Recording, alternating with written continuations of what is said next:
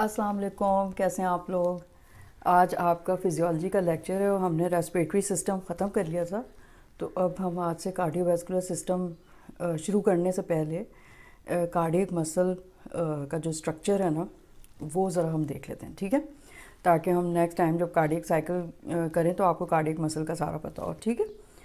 तो cardiac muscle में पहले हमारे जो ऑब्जेक्टिव्स हैं ना, जो ये लेक्चर सुनने के बाद आपको क्या क्या चीज़ आ जाएगी इंशाल्लाह ताला, उसमें पहला है कि describe the structure of cardiac muscle fibers and explain how they act as a syncytium, ठीक है। Number 2, describe the stages of action potential in cardiac muscle and compare its difference with skeletal muscle action potential, ये आपको बहुत ज़रूरी आना चाहिए। Number 3, describe the cause of plateau in the cardiac muscle action potential, मतलब क्या फ़र्क होता है उसमें, स्पाइक आती है, ग्राफ अगर बनाएं स्केलेटल मसल में, उसमें प्लेटू आता है कार्डियक मसल में, ठीक है।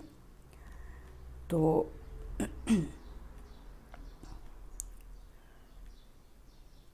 तो फिजियोलॉजी हम देख लेते कार्डियक मसल की। अब जो हार्ट है ना, it is made up of 3 major type of cardiac muscle fibers. Number 1 is atrial muscle fibers, number 2 ventricular muscle fibers and number 3 specialized excitatory and conductive muscle fibers. वो बिल्कुल अलग हैं, तो उनका conductive system of the heart हम जो है वो जब कार्डियक साइकिल पढ़ लेंगे उसके बाद पढ़ेंगे, ठीक है। स्ट्रक्चर ऑफ द हार्ट तो हम मेरा ख्याल है कि नेक्स्ट लेक्चर में डिस्कस कर लेंगे। लेकिन आप उससे पहले ये याद रखें स्ट्रक्चर ऑफ द हार्ट में कि atrial and ventricular type of muscle contract in much the same way as skeletal muscle except that the duration of action contraction is much longer. मतलब वही एक्टिन एंड मायोसिन का contraction का mechanism है, वही sliding theory उसके ऊपर जिस तरह से स्केलेटल मसल में कॉन्ट्रैक्शन हो रही थी उसी तरह होती है, बस थोड़ा सा फ़र्क है। Conversely, the specialized excitatory and conductive fibers contract only feebly because they contain few contractile fibrils. Instead, they exhibit automatic rhythmical electrical discharge in the form of action potential. फ़र्क ये होता है कि उसमें तो स्टिमुलस आता है, फिर उसको एक्शन पोटेंशियल जनरेट होता है उसमें स्केलेटल मसल में। लेकिन कार्डियक मसल में ऐसा है कि हमारे हार्ट में राइट एट्रियम में पेस मेकर लगा हुआ है। पेस मेकर का मतलब है वो जनरेट कर रहा है ऑटोमेटिकली, एक्शन पोटेंशियल जनरेट कर रहा है, ठीक है। तो वो जब डेवलप हो रहा होता है एम्ब्रियो, जब उसका हार्ट बनता है तो उसमें वो पेस मेकर काम करना शुरू कर देता है और जब तक हम जिंदा हैं जब तक वो काम करता रहेगा, ठीक है। तो इसमें ये फ़र्क है। Physiologic anatomy of cardiac muscle देख लेते हैं।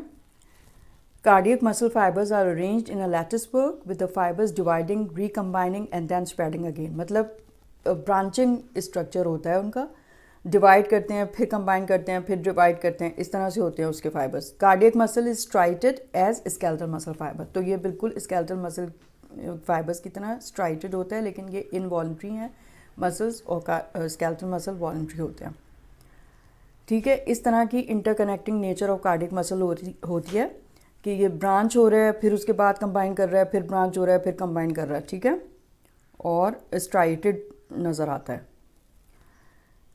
अब further, cardiac muscle has typical myofibrils that contain actin and myosin filament as those in the skeletal muscle. वो आप बहुत अच्छी तरह समझ चुके हैं। And sliding along one another during contraction in the same manner as in the skeletal muscle. These filaments slide side by side, but in other ways cardiac muscle is quite different from skeletal muscle. अब क्यों different है, कैसे different है, वो देख लेते हैं। Cardiac muscle act as a syncytium. अब देखते हैं कि syncytium क्या है। मतलब कार्डियक मसल की जो मेम्ब्रेन है ना, यानी कि सेल मेम्ब्रेन, वो जहाँ से वो कनेक्ट हो रहे होते हैं दूसरे सेल में, तो उनको कहते हैं इंटरकैलेटेड डिस्क। तो intercalated disc are actually the cell membranes that separate individual cardiac muscle cells from one another. That is cardiac muscle fibres are made up of many individual cells connected in series and parallel with one another. जैसे अभी हमने diagram में देखा था, तो in series parallel to one another they are connected, और जहाँ से ये कनेक्ट हो रहे होते हैं उस सेल मेम्ब्रेन के पार्ट को कहते हैं intercalated disc. At the intercalated disc the cell membrane fuse with one another in such a way that they form permeable communicating junctions. उनको कहते हैं gap junctions, यानी कि वो इस तरह से कनेक्ट होते हैं कि वो एक परमिएबिलिटी इंक्रीज कर देते हैं उधर से, उसको गैप जंक्शन कहते हैं, that allow almost totally free diffusion of ion. अब इसका मतलब है कि अगर एक कार्डियक मसल सेल में एक्शन पोटेंशियल आएगा तो चूंकि गैप जंक्शन है, कम्युनिकेटिंग जंक्शन है, तो वो उधर खुद बहुत चला जाएगा, ट्रांसमिट हो जाएगा। और चूंकि सारे के सारे सेल इसी तरह जुड़े हुए हैं इंटरकैलेटेड डिस्क से, तो एक जगह पे जो एक्शन पोटेंशियल होगा वो सब में स्प्रेड हो जाएगा। तो इस तरह उसको जो कॉन्ट्रैक्शन होगी वो पूरी की पूरी शीट ऑफ मसल में होगी, तो उसको हम कहते हैं सिंसीटियम, गैप जंक्शन की वजह से। ठीक है,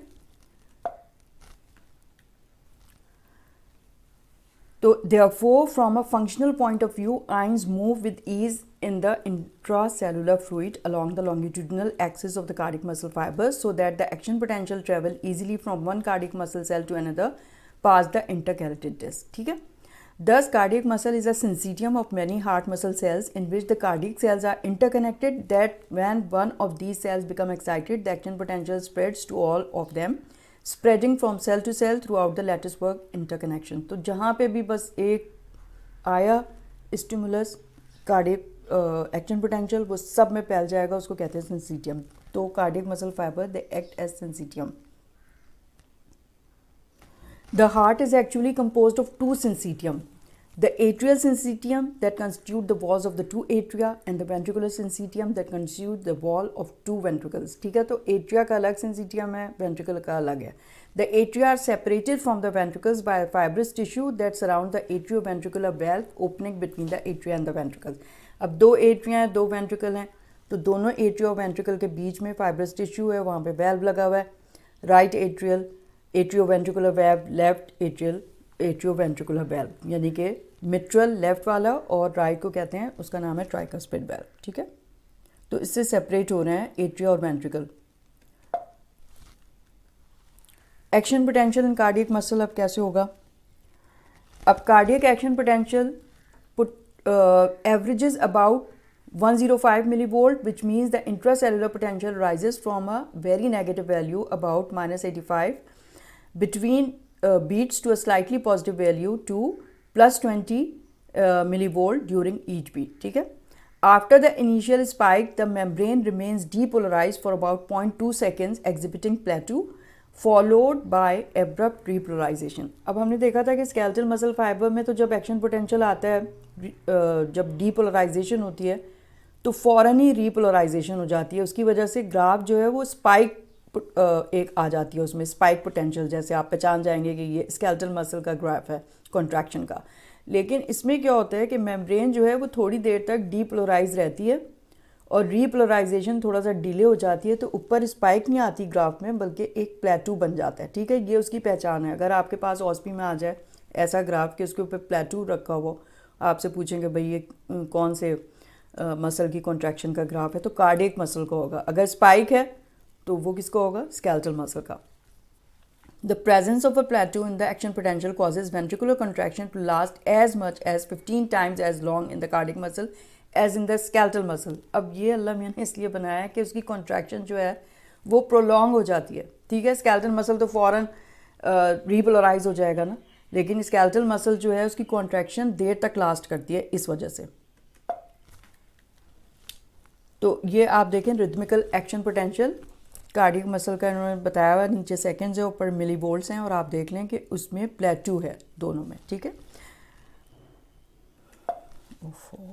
sorry, cause of long action potential and प्लेटू। अब हम तो फिजियोलॉजी पढ़ रहे हैं ना, अब हमको पता होना चाहिए कि भाई प्लेटू क्यों आ रहा है। उसमें तो स्पाइक पोटेंशियल इसलिए आ रहा था, आपको पता ही है कि सोडियम चैनल्स जब ओपन होते हैं, स्टिमुलस आता है एक्शन पोटेंशियल का, सोडियम चैनल ओपन हो जाते हैं, सोडियम अंदर जाता है, डीपोलराइजेशन हो जाती है, फिर उसके बाद सोडियम चैनल बंद हो जाते हैं और पोटेशियम चैनल खुल जाते हैं, तो सोडियम अंदर जाना बंद हो जाता है और फिर पोटेशियम बाहर आने लगता है, तो उसकी वजह से डीपोलराइजेशन होने लगती है। अब यहाँ पे क्या होता है, तो हम फिजियोलॉजी पे देख लेते हैं कि किस वजह से वो प्लेटू आता है। Causes of long action potential and plateau. Two major differences exist between the membrane properties of cardiac and skeletal muscle account for prolonged action potential and the plateau in the cardiac muscle.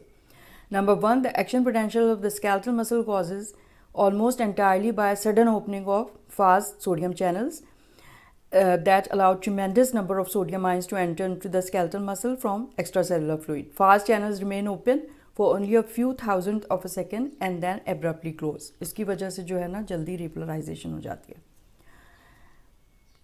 At the end of this closure, repolarization occurs and then the action potential is over within another thousandth of a second. In cardiac muscle, action potential is caused by opening of two type of channel. अब skeletal muscle में आपने याद रखना है कि सिर्फ fast sodium channel होते हैं, वही ओपन होते हैं, और जब सोडियम अंदर आता है फ़ौरन ही वो बंद हो जाते हैं, और फिर उसके बाद पोटेशियम चैनल ओपन हो जाते हैं, पोटेशियम बाहर जाता है तो वो रिपोलराइज हो जाता है। लेकिन कार्डियक मसल में क्या है कि दो टाइप के चैनल्स हैं। एक तो वैसे ही हैं फास्ट सोडियम चैनल्स जैसे स्केलेटल मसल में है। Number two, they have also slow calcium channels also called calcium sodium channels. They are slower to open and remain open for several tenth of a second. अब उसका क्या है कि मतलब sodium जब अंदर जा रहा है तो जब कैल्शियम चैनल भी ओपन हो जाते हैं उसके साथ वो स्लो होते हैं, तो उसमें जब स्लोली कैल्शियम अंदर जाना शुरू होता है तो बहुत देर तक खुले रहते हैं। जब तक वो बंद नहीं होंगे, कैल्शियम चैनल जब तक बंद नहीं होंगे, सोडियम अगर पहले बंद भी हो गया तो कैल्शियम जब तक बंद नहीं होंगे, जब तक पोटेशियम चैनल नहीं खुलते तो एग्जिट नहीं होता पोटेशियम, तो इस वजह से प्लेटू होता है। ठीक है, क्या हो रहा है? During this time a large quantity of both calcium and sodium ions flow through these channels to the interior of the cardiac muscle fibers, and this maintains a prolonged period of depolarization causing the plateau in the action potential. अब समझ में आ गया, क्योंकि depolarization पे थोड़ी देर ज़्यादा रह जाएगी ना, क्योंकि कैल्शियम अंदर जा रहा था और कैल्शियम चैनल ओपन थे, इस वजह से। Further, the calcium ions that enter during the plateau phase activate the muscle contraction. ज़ाहिर है contraction के लिए तो कैल्शियम चाहिए होता है। While the calcium ions that cause skeletal muscle contraction are derived from intracellular sarcoplasmic reticulum. वो तो जब skeletal muscle contract होता है तो वो intracellular sarcoplasmic reticulum से रिलीज़ हो रहा होता है, लेकिन cardiac muscle में क्या होता है कि वो एक्स्ट्रा सेलुलर से आ रहा होता है। तो कैल्शियम अगर कम या ज़्यादा हो रहा हो तो कार्डियक मसल पे बहुत उसका फेटल इफेक्ट हो सकता है। Cause of long action potential in plateau, अब ये बता रहे हैं कि the other difference is that immediately after the onset of the action potential permeability of the cardiac muscle membrane for potassium ions decreases but five-folds, an effect that does not occur in skeletal muscle. ठीक है, तो potassium ion, क्योंकि calcium अंदर जा रहा था तो potassium ions की परमिएबिलिटी डिक्रीज़ हो जाती है, उसके जो है वो ओपन भी नहीं होते तो वो बाहर नहीं जाता, तो इसलिए रिपोलराइजेशन नहीं होती है, तो प्लेटो बन जाता है। दिस डिक्रीज पोटेशियम परमिएबिलिटी में result from calcium influx through calcium channels. ठीक है, the decreased potassium permeability greatly decreases the outflux of positively charged potassium ions during the action potential plateau and thereby prevents early return of the action potential voltage to its resting level. इसलिए कि potassium बाहर नहीं जा रहा है, इसलिए repolarization delay हो जाती है। When the slow calcium channels do close at the end of 0.2 to 0.3 second, an influx of calcium and sodium ceases. The membrane permeability for potassium ions also increase rapidly, and this rapid loss of potassium from the fiber immediately returns the membrane potential to its resting level, thus ending the action potential. तो फिर जब 0.2 0.3 seconds के बाद influx, मतलब ये कि calcium channel भी sodium channel भी जब क्लोज हो जाते हैं तो फिर permeability of potassium channel increase होती है और पोटेशियम बाहर जाता है, तो रिपोलराइजेशन हो जाती है प्लेटो के बाद। अब ना एक और ख़ुसूसियत है, रिफ्रैक्टरी पीरियड होता है कार्डियक मसल का। अब क्या होता है, ये cardiac muscle like all excitable tissue is refractory to restimulation during the action potential. मतलब अगर एक एक्शन पोटेंशियल आया हुआ है तो दूसरा एक्शन पोटेंशियल वहाँ नहीं जनरेट हो सकता, उसको कहते हैं refractory period. Therefore, the refractory period of the heart is the interval of the time during which a normal cardiac impulse cannot re-excite an already excited area of the cardiac muscle. जो पहले से excited है उसको अगर next आ जाएगा तो वो re-excite नहीं कर सकता। The normal refractory period of the ventricle is 0.25 to 0.30 second. This is about the duration of prolonged plateau action potential. ठीक है? There is an additional relative refractory period of about 0.05 second. अब ये जो है ना एब्सोलूट, दो तरह के रिफ्रैक्टरी पीरियड होते हैं, कि एब्सोलूट होता है और एक रिलेटिव। तो एब्सोलूट तो है कि कितनी भी स्ट्रेंथ आप ज़्यादा कर दें स्टिमुलस की, अगर एक दफ़ा वो एक्साइट हुई भी है कि एक्शन पोटेंशियल से मेम्ब्रेन कार्डियक मसल की, तो किसी भी स्ट्रेंथ के स्टिमुलस चाहे जितना भी आप बढ़ा दें वो नेक्स्ट स्टिमुलस वहाँ जनरेट नहीं कर सकता। ठीक है, लेकिन एक और होता है उसको कहते हैं रिलेटिव रिफ्रैक्टरी पीरियड। वो क्या होता है? There is an additional relative refractory period of about 0.05 second during which the muscle is more difficult than normal to excite but nevertheless can be excited by a very strong excitatory signal। ये जो time है उसमें अगर muscle में दूसरा action potential आया और बहुत ज़्यादा उसकी स्ट्रेंथ ज़्यादा हो तो वो उसको दोबारा एक्साइट कर सकता है। उसको कहते हैं relative refractory period. The refractory period of the atrial muscle is much shorter than that for the ventricles, क्योंकि वेंट्रिकल का मास बहुत ज़्यादा है। ठीक है, तो ये समझ में आ गया आपको। अब सारा लुब्बे लुबाब ये है कि आपको कार्डियक मसल की डिफरेंस पता होनी चाहिए स्केलेटल मसल के साथ।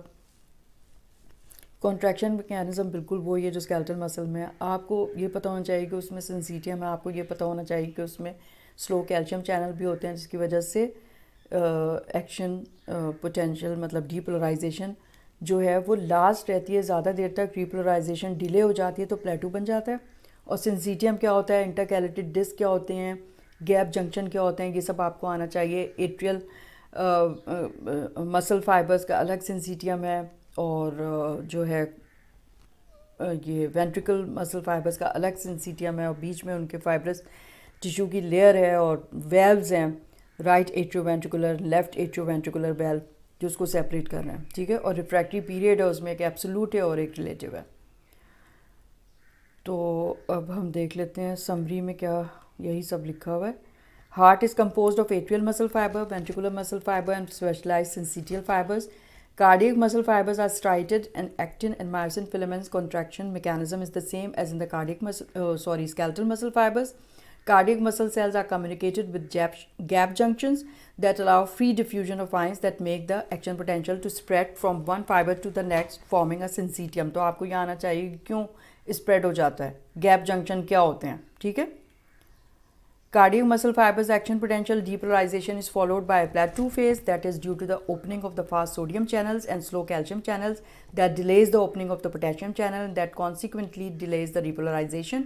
Cardiac muscle fibers show absolute and relative refractory period that is necessary for the atria to contract adequately before the ventricles। मतलब ये अल्लाह मैंने इसलिए बनाया है कि एट्रिया पहले कॉन्ट्रैक्ट कर लें अच्छी तरीके से, ताकि हम नेक्स्ट लेक्चर में कार्डियक साइकिल पढ़ेंगे कि ब्लड वो फिर पूरा का पूरा वेंट्रिकल में पुश कर दें सारा अपना जो भी है ना, तो फिर उसके बाद वेंट्रिकल कॉन्ट्रैक्ट कर। अगर एक साथ ही वो कॉन्ट्रैक्ट कर रहे होते तो मतलब ना वो वेंट्रिकल सही से भरता ना एट्रिया सही से खाली होता, तो मतलब इनएफिशिएंसी हो जाती ना फिर कॉन्ट्रैक्शन की और ब्लड इजेक्शन की, इस वजह से।